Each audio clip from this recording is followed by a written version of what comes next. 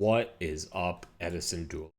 This is Dionysus, aka Young Puds, coming at you guys on this fantastic Friday with some more shameless, hype beast, Gigavise content. Now, I'm sure all of you have seen the tier list of Gigavise answers, cards to side against Gigavise. I forget the title of the video, but it came out from the brilliant YouTuber and duelist Sackphase, who did claim that Morphing Jar number 2 is the best card to side against Gigavise to answer their board and win the game. Now, I saw that video, and that was the first time I was aware of Morphing Jar number 2. And ever since then, I have been living in fear, folks. You never want to let fear rule your life, but I gotta tell you, that thing scares me. So, I thought a little bit about it. I'm like, okay, how are we going to answer it? And I have considered Forbidden Chalice to be more valuable now than Book of Moon because it is so effective at answering Morphing Jar number 2.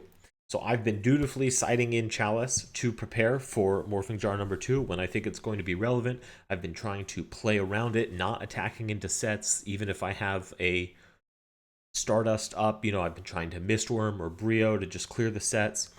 But I gotta tell you guys, I have just not been hit by Morphing Jar number 2 very often.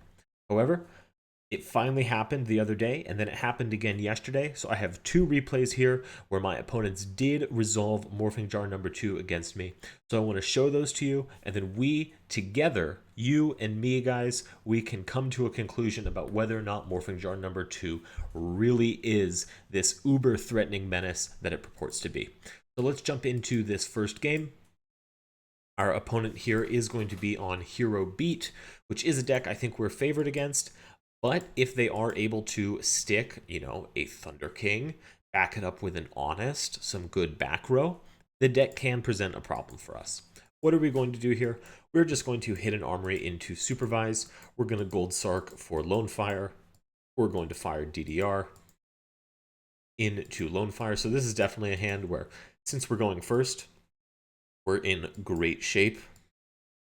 However, if our opponent had won the die roll here, this would definitely not have been quite as good of a hand. No matter, however, we are going to be comboing off perfectly nice here. I am going to go ahead and go for a Stardust Dragon with the Nettles here. I have that hidden Armory, so I'm thinking that I'm just going to open up very, very strong with a Stardust Titanial Gigavise board. We do mill that second Supervise off of hidden.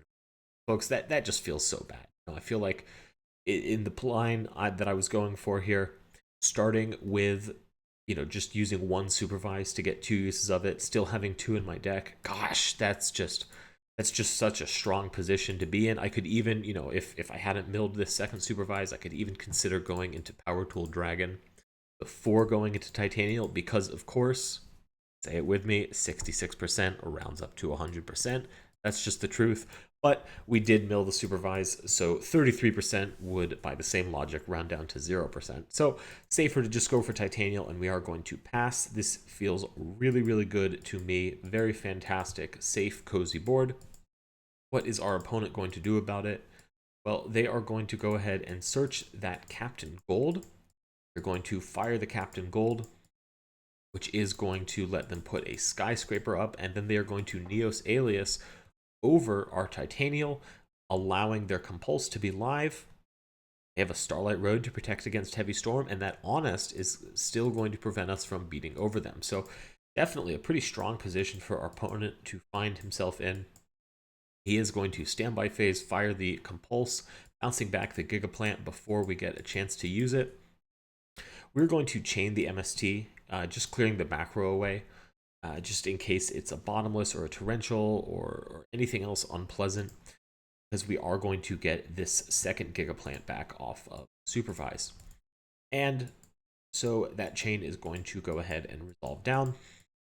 We'll get our Gigaplant.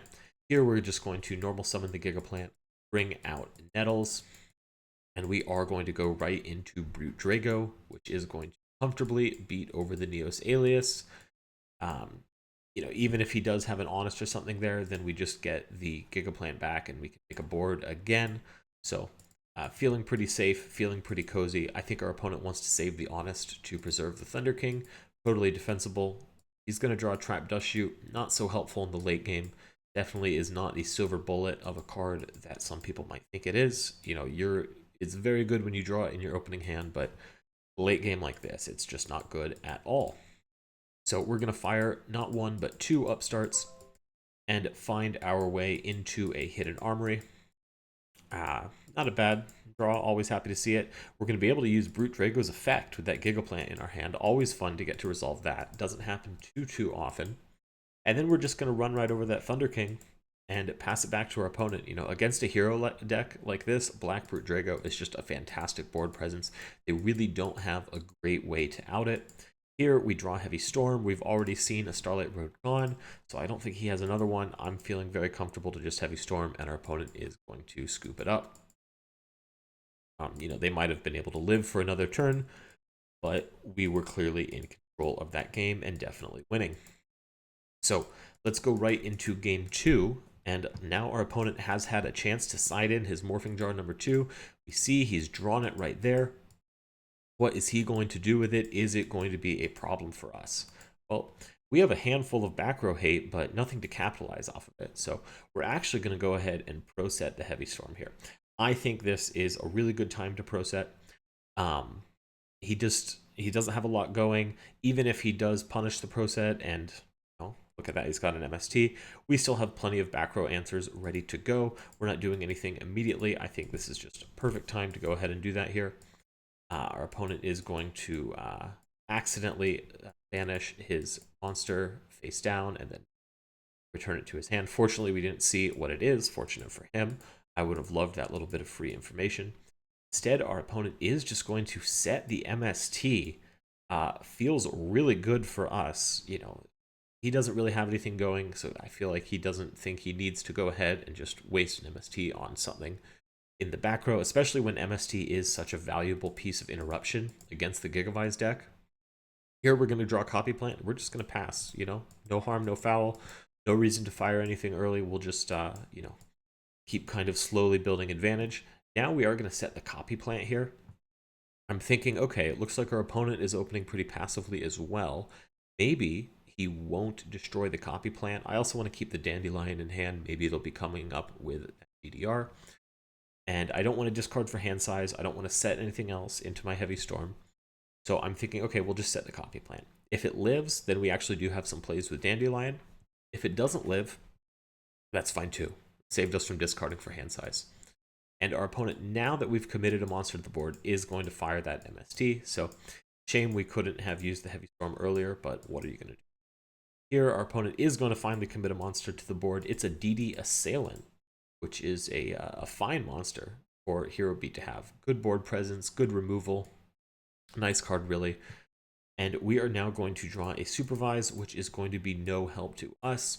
Here, now we're going to set the Dandelion and then set the Royal Decree. I just want to have some board presence. If I draw into a Super Solar Nutrient, I want that to be ready to go online without having to waste my Miracle Fertilizer. So I am comfortable setting the Dandelion here. Our opponent is going to draw a Captain Gold and just go right into battle phase and give us our tokens. So that's really fantastic for us. In phase 2, our opponent is going to get that Skyscraper, thin the deck out a little bit, and then pass back to us. And wouldn't you know it, we drew the Super Solar Nutrient.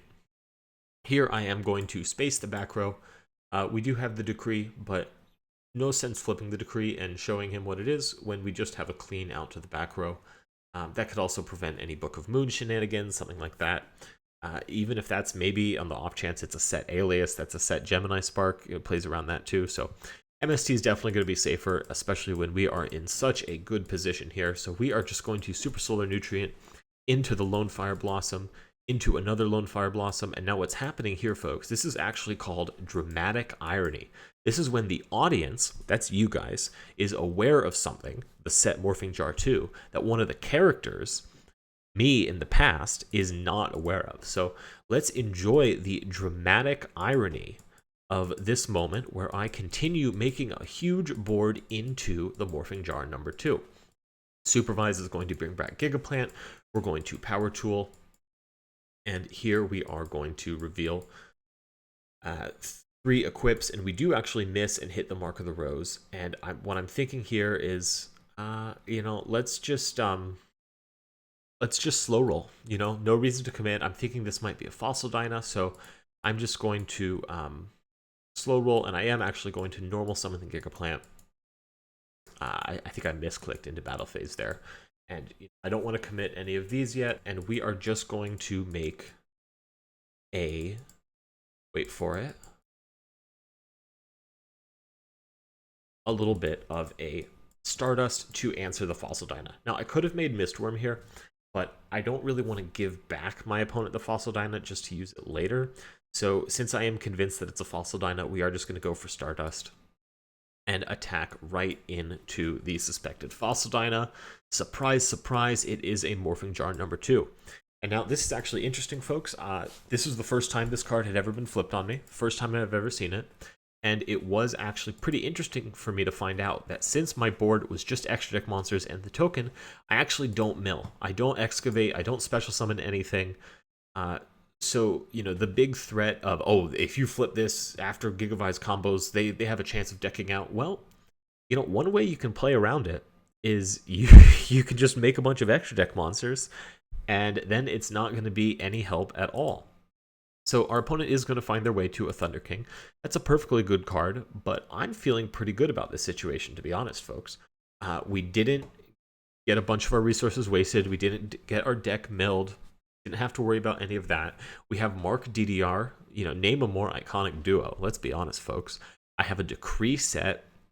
Our opponent has a Thunder King, sure, but he'll probably just flip it, attack, and then we'll steal it with Mark of the Rose. And we have Fertilizer, so I'm feeling really good about this. And we are just going to pass to our opponent. We did take a moment just to check the ruling and make sure that I didn't excavate anything. I feel like we shouldn't even be saying excavate. That wasn't a term in EDISON format. It was just reveal cards off the top of your deck. Excavate, I believe that came out sometime in like early 2014. They changed that as a keyword sometime around when Sylvans were first released. So maybe it was even late 2013. If you guys remember, let me know in the comments. Anyways, our opponent is going to summon a Stratos to get a Neos Alias to finally get those Gemini Sparks online. Swing in for some delicious damage with his 2 monsters, and then pass it right back to us. We are going to end phase Decree. That Gemini Spark is going to be no help. There are no Geminis for him to tribute, and that is going to turn off the Torrential. So I'm feeling great about that. I do draw an Upstart Goblin here, and I am just going to start playing right away. Not even going to bother with the Upstart. I am just going to DDR, actually discarding the Upstart. I want to hold the Twister, just in case our opponent outs the Decree and then has a Royal Oppression. And Upstart, I just don't want to give him life points. I have plenty of game damage presenting here, plenty of threats already. And here I am actually, I love this play. I'm going to use Copy Plant to copy Lonefire Blossom, become level 3, then Synchro for the Power Tool Dragon with the Thunder King. This is going to do an excellent job of getting the Thunder King off the field so I can search, and it is also going to have a good shot of getting us the Supervise. Of course, we do miss again. I don't know what's going on with this, folks, but what can you do? We get the Gigaplant out, and then we are going to swing over the Stratos and then swing in directly for 24, and then we're just going to have to set the Twister and pass it back to our opponent with just a Mark of the Rose. Doesn't feel so great, folks. Here our opponent is going to Neos Alias, put up a Skyscraper, and that Gemini Spark is going to be live and is going to be a threat. However, we are going to have the Twister to answer the Skyscraper in battle phase. So chaining to the attack, he's attacking with Alias, counting on Skyscraper to save his monster. We chain Twister to it, and now he is not going to be able to beat over us. So another reason I held Twister, I knew he had the Skyscraper coming. Our opponent is going to chain Gemini Spark here and use that to take out the Decree, turn his back row back on. He draws into another Alias for that next Gemini Spark. So Pretty good for our opponent, not going to lie. He'll also have this Hero Blast, which is live here, as well as a Dark Bribe to stop any future shenanigans that we might have coming. Here we're going to draw into Super Solar Nutrient, always a fantastic card, and then we are going to fire the Power Tool Dragon, this time revealing 2 Supervise once again. Can we hit it? And a DDR. We do finally hit the Supervise, and we are going to go ahead and choose to activate it. We're going to drop the Power Tool Dragon into defense. I don't want to special summon something immediately with the Gigaplant. I want to play around Torrential here. I also don't want to play into Mirror Force, so I'm just thinking, okay, nice and simple, we'll just equip the Gigaplant with Supervise. There's another Gigaplant in Graveyard, so whether it's Deprison, whether it's Mirror Force, we're definitely going to get in for this, this damage here. And of course we do, and then we'll just pass it back to our opponent. Again, you know, just no reason to play. If I know Threatening or Torrential Tribute could still be on the board, no reason to play into it. This is, you know, it can be really tempting if you have effects to use. I know, like, especially if you play Master Duel, you know, your cards are glowing yellow, you want to click it. But sometimes you just have to be disciplined and say, no, I don't need to click it. I don't need to do anything like that. Here our opponent is going to summon the Alias, set another Gemini Spark, and then pass it back to us. Now I have drawn the Miracle Fertilizer, so I do have a fair amount of crackback. So at this point, I am going to be comfortable firing the Gigaplant. At this time, of course, our opponent is going to Torrential Tribute before we can make a Stardust. And then he is also going to chain the Gemini Spark, targeting the Supervise. Supervise is going to resolve anyways on a new chain, but this way our opponent at least gets another draw out of losing his Alias. So totally fine. We get our Gigaplant back, and we still have a normal summon available. So we're going to do just that. We're going to normal summon the Gigaplant, and then we are going to tribute off the Lonefire to summon a Titanial. I'll do the Titanial in defense here. I'm still a little cautious about Mirror Force Threatening Roar. So I'm thinking, okay, I'll just swing in for 24. If it's a Deprison, I'll just tribute Tight and negate it. That's fine. Leaving Tight in attack also, if he's able to stop it, I don't want him to be able to like absolute zero and crash in. So just very simple Titanial in defense and then swing for 2400. Our opponent is not going to have a good answer to this and is going to be forced to pass. He will draw another skill drain, and that is not going to be enough to save him. He does draw that Neos Alias with E-Call, and then set the 2 skill drains as well as summon the Neos Alias. So now, you know, at least I couldn't attack over it with Honest. Unfortunately for him, we do have the Giant Trunade. Our opponent is going to Dark Bribe it. We'll draw a Decree. So now I'm thinking, ooh, you know, very nice. Little Royal Decree action. And here we are going to Gigaplant for Nettles. And then we are going to go ahead and make Stardust Dragon.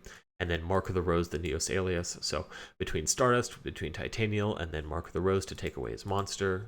Any battle trick we are playing around, and that is going to be GG. So Morphing Jar number 2 definitely bought our opponent some more turns there, but it wasn't all that impactful because it didn't mill us. So I think, you know, for you Gigavise players at home, one way that you can play around this card is just, if you're absolutely forced to attack into a set, just make sure you have as few main deck monsters on the field as possible. So just tokens and extra deck monsters, and then swing in. Maybe you'll lose your field, sure, but that's a lot better than getting decked out. So there is some counterplay, and let's see how we handle Morphing Jar number 2 in this next game. Here our opponent is playing the Rock Dark Calling kind of deck. I think this deck is really cool. I don't think it's very good, but I do think it's very cool. And it looks like he's also on a little bit of an HRC package. I think that's perfectly fine. It's going to load up your graveyard for the Dark Calling. Caius is a fiend with a lot of attack to boot, so it's a fantastic target to fuse with. And then Morphing Jar number 2 is in fact a rock monster, so it fits right at home. It has synergy. You could reveal it for Kawaki Meru Guardian, all that type of stuff.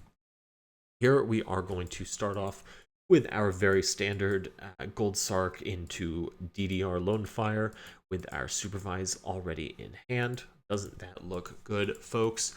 Here we are going to Gigaplant to bring back Lonefire. I'm going to make the Copy Plant first because we have the Hidden Armory. I'm totally confident, just trying to extend more. I'm going to get as much advantage as possible. I always like to do this if I've started my play with this kind of Gold Sark DDR, because that is a significant minus. I mean, you can see before we've resolved this Power Tool Dragon, we only have 4 cards. So we don't want to just be giving away all of our advantage. We want to be generating it back a little bit. We do hit the supervise. Even if we had missed there, we do have the hidden armory. Here, I'm actually going to go for another Power Tool Dragon. I don't think our opponent is going to be on Cyber Dragon game 1, so I'm comfortable really extending here, and I'm just trying to push in for as much damage as I possibly can. And I do actually hit the third supervise here, so I think that makes up for us missing in that last game. And then now we are going to be able to bring back the Lonefire Blossom, this time go into a Nettles, and then make a Stardust. Supervise is going to bring back Gigaplant, and we still haven't used our normal summon. We saved that hidden armory, so we are going to be able to normal summon the Gigaplant and get out a Titanial. Fantastic stuff, folks. We'll attack with the Stardust first, because we're assuming that's a Raikou. You know, we saw our opponent search Raikou. Safe bet, that's a Raikou. You know, I did see this rock card, so it could be a Fossil Dyna, but Stardust is going to answer that as well. Is, of course, a Raikou. Our opponent is going to choose to just mill. Always glad to see our opponent saying stuff like that. And then we are just going to try and swing right on in for game. Our opponent is going to take almost all the damage, but not all of it, because he does have the Tragoedia. So he'll drop the Trag after the first attack to eat the Titanial, but we still are going to get to attack in with everything else, leaving our opponent at just 1,000 life points. We'll set the Threatening Roar. We have a hidden armory in hand. I am feeling so safe, so comfortable. Our opponent is going to fire the Heavy Storm. We're going to start a Dragon here now. We could have just chained the Threatening Roar, but honestly, with 5 monsters on board, I'm kind of okay with him attacking over something, especially if I have a Stardust coming back for next turn. That is going to be it for our opponent. He is going to scoop it up. So even though he had the Trag, it wasn't quite enough to save him. Let's go into game number 2. Here we open not quite as strong. We do have a Super Solar Nutrient with Nettles, which is a good combo, but there is a very threatening card called Mask of Restrict lurking in our opponent's hand. Now, I know this is a video about Morphing Jar number 2, but I gotta say, Mask of Restrict, I think, is a bigger problem. It's a little easier to out. It's definitely something I'm a little more prepared to out. It's a lot easier to draw. MST Twister, Royal Decree, Heavy Storm, Giant Trunade. That's 5 different cards, one of which I have 2 of. A couple of them I have 2 of. So, Mask of Restrict, not easier to out, but I really can't do anything. Can't use Super Solar Nutrient, I can't use Lonefire, I can't use Titanial. It's good into an established board, it's good before I've set up, it's good in every situation. So, big fan of Mask of Restrict. Oh, I can't Stardust Dragon under Mask of Restrict? Man, like that's... all I want to do is Tribute. I'm a Tribute deck. You know, you don't think of that, but Gigavise really is a Tribute kind of deck. Not speaking of tributes, a completely diversion from what I was talking about before, our opponent is going to summon Gaia Plate and then get in for big damage, setting another Raikou from hand with that Mask of Restrict up. So this is definitely a scary position for us to find ourselves in. We are going to Gold Sark for the Heavy Storm. It's going to be tough for us to live long enough to even get to the Heavy Storm, but we're certainly going to try. Here we do set the Book of Moon. I'm thinking it could eat a Raikou. I think also I was forgetting that Gaia Plate is going to destroy itself in standby phase. So maybe it might have been correct to hold the Book of Moon, but I got to tell you folks, things aren't looking good for us no matter how you slice it. We're going to chain the Book of Moon just to put our monster face down, save a little bit of life points. Doesn't really matter. Our opponent's going to flip the second Raikou, destroy our monster anyways, and then swing in with that Kawaki Meru Guardian. Man, that's a good card. He'll swing in again with the Raikous and then show us the Gaia Plate to live for another turn. Here we draw the Lightning Vortex. And, you know, you might be tempted to just, oh, well, let's just fire the Lightning Vortex. But I know that our opponent has a Gaia Plate. I already see 2 rocks, so we're going to have to be a little more creative. We're going to have to play around Gaia Plate. So what we actually end up doing is we're going to Mark the Rose, banishing the Nettles, steal the Guardian, and then DDR. Man, this doesn't feel good at all. Discarding the Lightning Vortex. You know, I'm going to need the Super Solar Nutrient with the Miracle Fertilizer to get to Lonefire, just to be able to do anything next turn. You know, maybe if I draw a Supervise, hey, that is going to be combo, so I do have to discard the Lightning Vortex. Never feels good. We're going to attack over both of our opponent's monsters, and then we are going to synchro summon into a Goyo Guardian.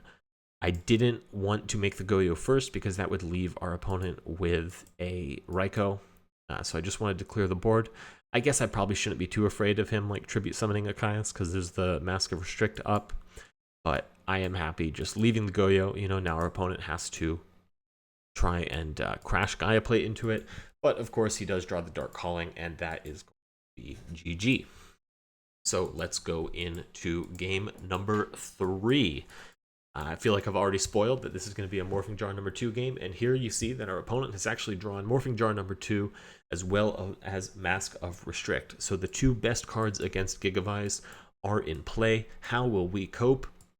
This isn't a bad hand, folks. I've got Lightning Vortex and Dandelion and Super Solar Nutrient, and then some Miracle Fertilizers to boot. So definitely a lot that I could do in the future here. Our opponent is going to set the Super Nimble Mega Hamster as well as the Mask of Restrict.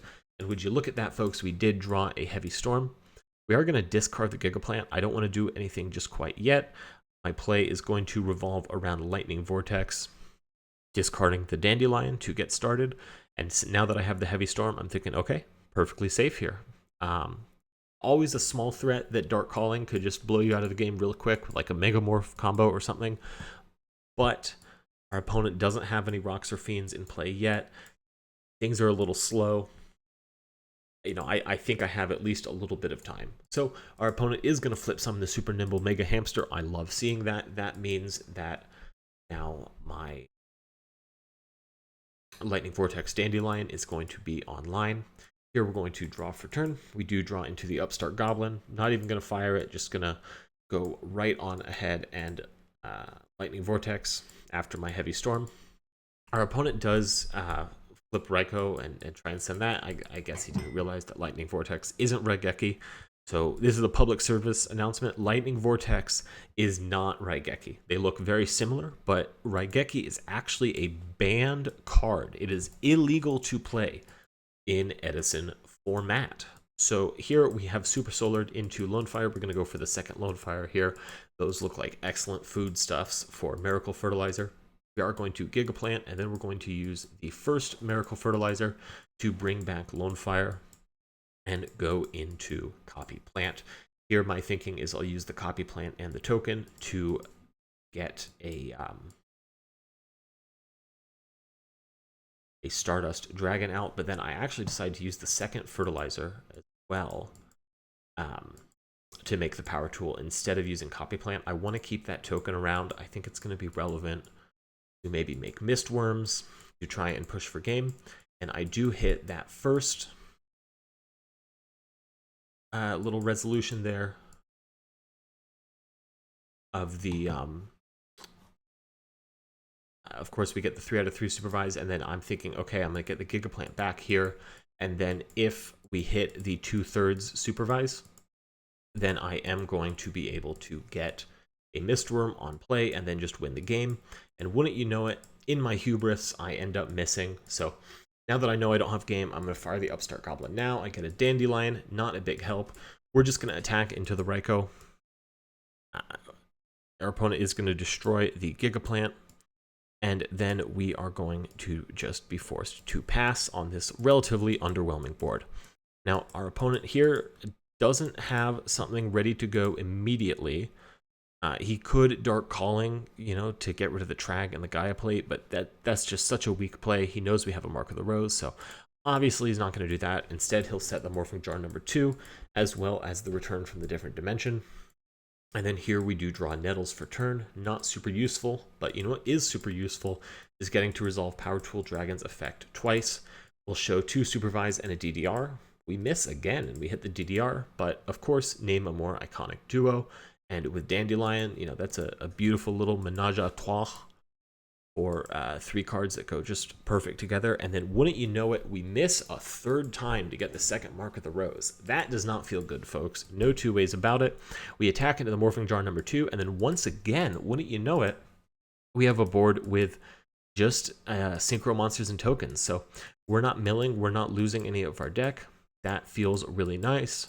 Our opponent is taking the time to start his turn. I think he's surprised that there were watchers here. Shout out to you guys if you watch me play live. I'm sure you've seen I play a lot of Yu-Gi-Oh. I'm not just shamelessly fishing for content. I actually really like playing this game. I enjoy it. I find it to be a lot of fun. I find it to be really engaging. So I do love playing this game. Anyways, our opponent here has drawn a Caius and is going to go ahead and banish 2 rocks. Morphing Jar number 2 is a rock. And summon the Gaia Plate and then just hit us for big, big damage. It actually looks like, looking at here on the instant replay, our opponent could have Dark Callinged and banished the Gigantes and the Caius and just won the game on the spot right there. Isn't that funny, folks? Huh. Well, good thing he didn't. Shout out to our opponent for missing lethal. I guess it's not me who punted this time. That's how it goes, though, sometimes. And here we are just going to mark the rows to take the Gaia Plate, DDR to get our 2 tokens up and bring back the Gigaplant. And then we are going to normal summon the Gigaplant, bring back Copy Plant. Copy Plant is going to copy Gigaplant's level, and then we are going to make a Stardust Dragon and attack in for game. So hitting our opponent with the hard punish. I really am not sure why we didn't Dark Calling to push for game there. Not sure what he was afraid of. I guess he is going to Tragodia to try and live. Maybe, he just wanted to play around Gores. I guess that's fair to not do the game push. I guess it's not a total misplay. We do have the benefit of knowing that we don't have Gores. Not sure if that one could be considered dramatic irony. But nevertheless, here our opponent is going to live on 5 thanks to his Tragodia. So we're just going to set that Threatening Roar and give him back the Gaia Plate. Does he have a rock in the graveyard? He does not. So Gaia Plate is going to go away, back to the earth from whence it came. I know it was summoned from the hand, but, doing a thing here. Anyways, our opponent is going to summon the Gigantes and then tribute summon the Caius and banish the Stardust Dragon. It looks like his plan was just to clear my board with Caius, banish Stardust, and then crash the Gigaplant. Totally defensible play. Here he actually is going to go ahead and summon another Gaia Plate, and then he doesn't even need to crash the Caius. But unfortunately for our opponent, we do have the T-Roar, and that is going to let us live just long enough to close out the game on our next turn. We draw a Twister. Rad, bro. Always happy to see a Twister. I am not, in fact, Dorothy in the classic film Wizard of Oz. Wizard of Oz, really cool movie. One of the first Technicolor movies. It was a really big deal. Actually, very interesting. The ruby slippers in the original story of Wizard of Oz, the ruby slippers weren't ruby. I believe they were silver. This had something to do with a political statement about the gold standard. Not 100% sure. Anyways, here we're doing a cute little play where we are going to use Gigaplant's effect to get a Copy Plant onto the field, and then we're going to normal summon that Nettles in our hand, and we're going to synchro summon for a black Brute Drago. And then we are going to banish the Gigaplant with Mark of the Rose to make a Copy Plant, and then we're going to make Black Rose Dragon to blow up the field. I just wanted to try and play around, like a Mirror Force, whatever the back row could be. I just wanted to get around it, interrupt it. And here, even if he chains the return from the different dimension, everything will still get destroyed by the Black Rose. Brute Drago isn't going to miss timing there, so we'll get the Gigaplant out, and that is going to be GG. So, shout out to our opponents. I'm sorry he chose to play around Gores in this game, but I was chatting with this guy after the game. Really cool guy, really nice guy. He did offer a rematch, and I said no, folks. I don't think the Rock deck is the best deck, but it's one of those decks where sometimes they'll just have a hand that's just going to blow you out. You don't draw any of your outs to Fossil Dyna. You just get a slow start and you get blown out by Dark Calling. So I say, woof, no rematch for me. But we chatted about the format for a little bit. Definitely a cool guy. Shout out to my opponent. Shout out to you guys, the viewer. I hope after watching this, you're no longer afraid of Morphing Jar number 2. There is counterplay available, even if it is just not leaving any main deck monsters on the field if you're forced to attack into it. So this has been another episode of Shameless Hype Beast Gigavise content. I have been Dionysus, aka Young Puds. If you guys enjoyed the video, please subscribe. We are almost to 1,000 subscribers. If you could help us hit that count, that would mean a lot to me. I really appreciate you guys for watching the videos. If you guys have any questions, leave them in the comments. If you think I misplayed, leave them in the comments. If you think this video doesn't matter because my opponent's misplayed, tell me in the comments. Smash that friggin' like button, guy. And I will see you guys tomorrow with some more Shameless Hype Beast Gigavise content. Thanks for watching, everyone.